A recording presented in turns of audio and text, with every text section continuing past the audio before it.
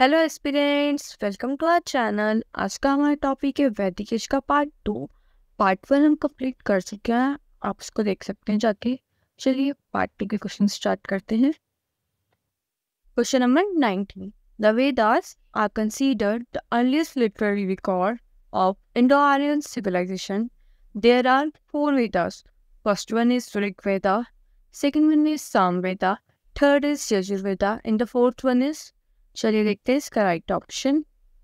इसका right option है option 4 Atharvaveda. हमारे टोटल 4 वेद हैं। First is Rigveda, second is Samaveda, third is Yajurveda, fourth is Atharvaveda. The Atharvaveda is the knowledge storehouse of Atharvanas, the procedure for everyday life. The text is the fourth Veda but has been a late addition to the Vedic scriptures of Hinduism. The language of the Atharvaved is different from Vedic Sanskrit, preserving pre-Vedic Indo-European archaism. Basically देखा जाए तो Atharvaveda magic spell से related है। इसमें जादू टोने से related बताया गया है। इसको नॉलेज स्टोर हाउस ऑफ अथर्वनास के नाम से भी जाना जाता है और इसमें हमारी डेली लाइफ से रिलेटेड चीज़ें बताई गई हैं। ये हमारा फोर्थ वेद है। चलिए नेक्स्ट क्वेश्चन देखते हैं। Question number 20। The main collections of Vedic hymns are called, देखते हैं इसका राइट ऑप्शन। इसका राइट ऑप्शन है option 3 Samhita. The main collections of Vedic hymns are called Samhita. The Rig Veda Samhita is the oldest extant in the text. It is collection of 1028 Vedic Sanskrit hymns and 10,600 verses and all organized into 10 books. ये सब already हम discuss कर चुके हैं। The hymns are dedicated to Rigvedic deities. चलिए next question देखते हैं। Question number 21। What were the two assemblies during the early Vedic period? देखते हैं इसका right option.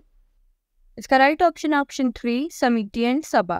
Samiti and Sabha were the two assemblies during the early Vedic period. Sabha denotes both the assemblies. early Vedic period में Sabha denotes करती थी both assemblies को in early Vedic period में, while Samiti was folk assembly in which tribe people gathered for tribal business. Samiti folk assembly थी जिसमें tribe people gathered होते थे for tribal business. Here philosophical issues are discussed. यहाँ पे philosophical issues discuss किए जाते थे and issues related to religious ceremonies and prayers. चलिए नेक्स्ट क्वेश्चन देखते हैं। Question number 22। Which among the following is called the Vedant? देखते हैं इसका राइट ऑप्शन। इसका राइट ऑप्शन है option 3 Upanishad. The word Vedanta means the end of the Vedas. Vedanta word का means है end of the Vedas and originally referred to the Upanishads because they came at the last phase of the Vedic period. Upanishads कब आए थे? The last phase of Vedic period. Vedangas are the limbs of Vedas. They are the treatise of science and arts. The sages dwelling in the forest explain Vedic texts to their pupils in the form of Aryankas. Aryankas means the forest. ये हम discuss कर चुके हैं first part में। Question number 23. Samveda is considered to be one of the primary sources of Indian. चलिए देखते हैं इसका राइट ऑप्शन। इसका राइट ऑप्शन है option 4 music and art. Samved derives its roots from Saman, which means melody. Saman means melodies. It is a collection of melodies. The Samved book of chants had 1549 hymns. All hymns excluding 75 were taken from the Rig Veda. All hymns 75 hymns को छोड़ के बाकी सारी hymns Rigveda से ली गई हैं। This Veda is important for Indian music. ये वेद इम्पॉर्टेंट है फॉर इंडियन म्यूजिक। चलिए नेक्स्ट क्वेश्चन देखते हैं। Question number 24। Who is held as the god of medicine by the practitioners of Ayurveda? देखते हैं इसका राइट ऑप्शन। इसका राइट ऑप्शन है option 3 Dhanvantari. Dhanvantari is regarded as the god of medicine. God of medicine Dhanvantari को कहा जाता है। Sushruta is regarded as the father of surgery. Father of surgery Sushruta को कहा जाता है। Charaka was one of the principal contributor to Ayurveda and it's regarded as the father of Indian medicine. Father of Indian medicine Charaka को कहा जाता है। ये इंपॉर्टेंट है, ये आपको ध्यान में रखना है। चलिए नेक्स्ट क्वेश्चन देखते हैं। Question number 25. From which Upanishad is the phrase Satyamev Jayate mentioned below the emblem of Indian taken? देखते हैं इसका right option. इसका right option option 4 Mundaka. The national motto of India Satyamev Jayate inscribed below the emblem of India is taken from Mundaka Upanishad. Satyamev Jayate Mundaka Upanishad से लिया गया है. This motto means with truth alone triumphs. It is written in the Devanagari script. इसको Devanagari script में लिखा गया है. Mundaka Upanishad is listed as number 5. 5 number पर listed है in Muktika canon of 108 Upanishads of Hinduism. तो हमारे टोटल 108 उपनिषद्स हैं. चलिए नेक्स्ट क्वेश्चन देखते हैं.